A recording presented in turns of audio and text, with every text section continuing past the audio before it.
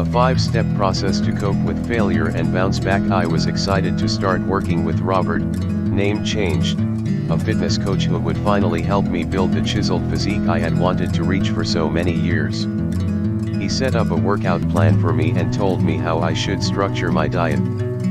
I had some reservations about his approach, but I ignored them and decided to go all in. After all, if you're hiring an expert to help you, you should trust his judgment. 2 months later, I took pictures of myself, compared them to the pictures I took prior to working with Robert, and realized that nothing had changed.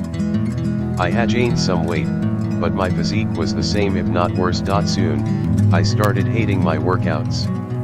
To make the matters worse, Robert stopped replying to my emails, or, if he replied after several days of silence, he only sent a vague response. I was discouraged.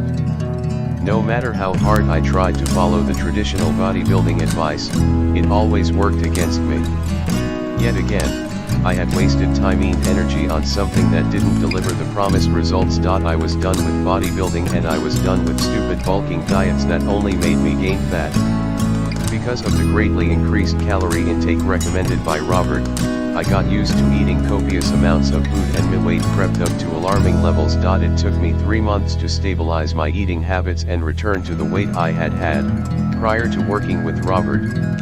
In the end, I lost almost 6 months going in circles. I revised my goal, tweaked my strategy, optimized my lifestyle, and today I am not only much leaner, but also feel healthier, stronger, more flexible, and positive about further improvements in my physique. Failure can have a crushing effect if you take it personally.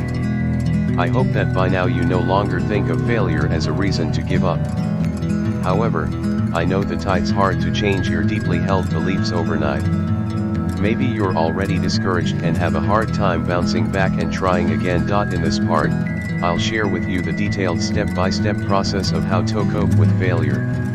You'll learn how to process the failure and avoid a big mistake a lot of people make when they fail.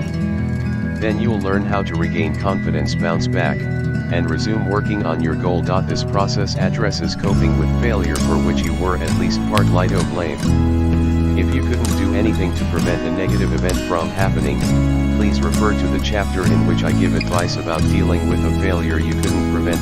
Please note that while some suggestions are based on scientific research, a lot of it is based primarily on my personal experience applied in my personal situation. As always, I invite you to be your own coach and choose what works best for you.